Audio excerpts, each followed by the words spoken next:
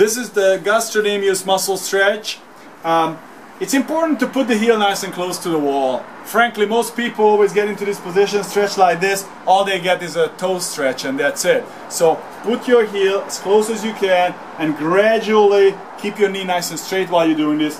Keep your foot nice and straight as well, okay? So this muscle, when you keep your foot straight and you stretch it this way, then obviously stretching it nice and balanced. If you keep your foot straight out or turning it this way, if you really have like, for example, a big pull on one side, you can adjust your foot position that you're attacking and stretching the area which is very stiff for you.